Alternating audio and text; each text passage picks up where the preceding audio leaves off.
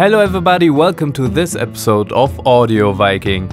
In this episode I'm going to explain to you video nerds the most important things about audio. First of all, there are many similarities between audio and video. Listing these will help you understand audio in no time, so let's get started. When you record video outdoors, a simplified schematic of what happens would look like this. Specific light waves are getting filtered out by a UV filter. If the amount of light is too strong, you can regulate it with an ND filter. The rest will travel through the lens and onto the camera sensor. From there it's transmitted to the camera chip. That converts it into a video format of your choice.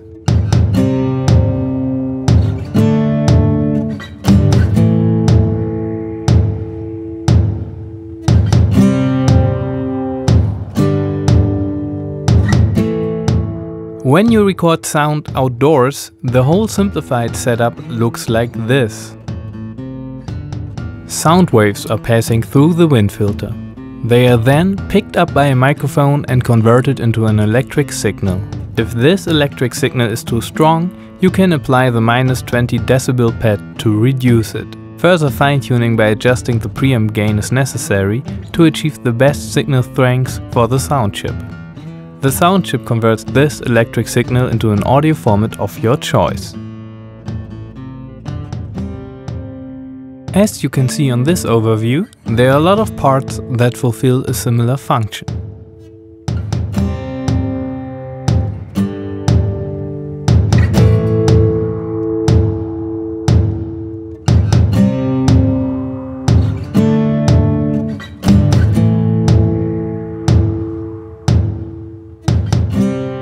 The most common way to connect the microphone with a mic preamp is by using a cable with two XLR 3-pin connectors. Some microphones, called condenser microphones, need a little bit of external power. This power is called phantom power and can be supplied by the microphone preamp.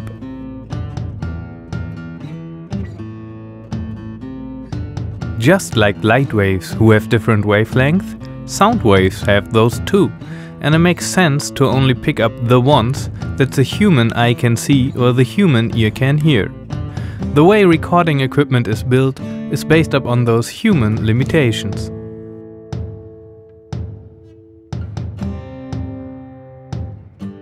Like the UV filter, the wind filter will filter out unwanted signal information that could otherwise change or distort the signal. In this case, wind. The wind would distort the signal when it touches the microphone capsule.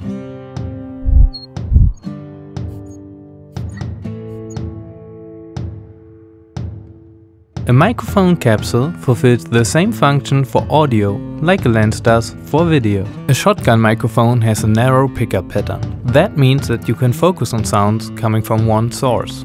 It's comparable to telephoto lenses with a focal length of 80 mm and above. As a trade-off for being so directional, it also picks up more sounds from the rear and sounds very colored. That's why it's not suitable for indoor recordings, since it will pick up a lot of unnatural sounding sound reflections from the ceiling and the walls. A supercardioid microphone has a wider pickup pattern and picks up less sounds from the rear. It can be used outdoors and indoors and is comparable to a 50 mm telephoto lens. This is the best type of microphone if you want one microphone that can handle every situation. A hypercardioid microphone has an even wider pickup pattern than the supercardioid microphone. It is mostly used for recording sounds indoors. You can compare it to a 20 or 35 mm telephoto lens. A cardioid microphone is comparable to a 50 mm lens. It's mostly used for recording dialogue indoors or ambient recordings outdoors. An omni microphone will pick up sounds from any direction. That's why it's mostly used for ambient recordings. Some microphones will let you switch between different patterns. Those microphones can be compared to zoom lenses. A lavalier microphone is a tiny microphone and features a capsule with an omni or cardioid pickup pattern. These microphones can be hidden very close to the actor's mouth without being seen. You can connect them directly to a recorder or to a wireless transmitter. you can compare them to action cameras. When you record video with two cameras at the same time in a certain setup, you can create a 3D image. The same thing applies to microphones. With the stereo XY microphone technique, you can record a stereo signal. With one microphone you can only record in mono and locate the distance of a sound, but not if it's coming from left or right. For that you need at least two microphones. To show you how different microphones sound, I came up with a little test setup.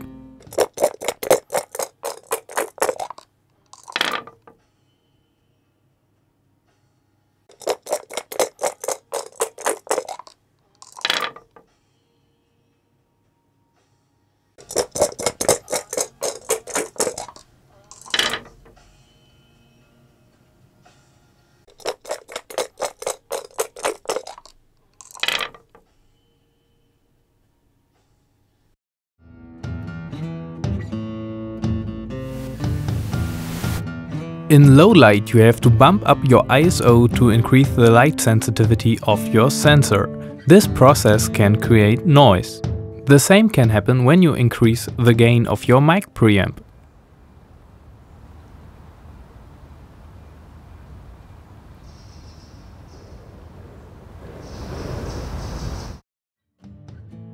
Let's talk about gain. Applying the right amount of preamp gain is very important.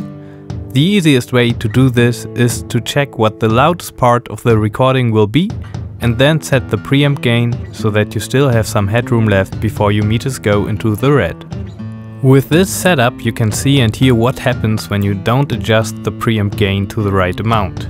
Channel 1 has way too much preamp gain applied, whereas channel 2 is just about perfect.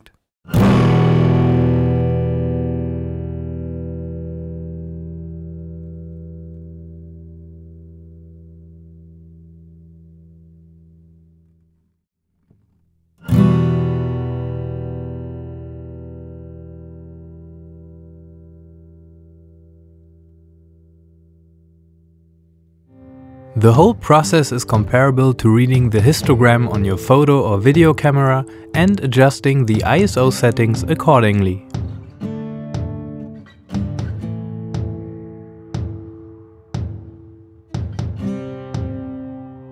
WAV files are like uncompressed RAW files. This is the highest quality format you can record. MP3s are like MOV files.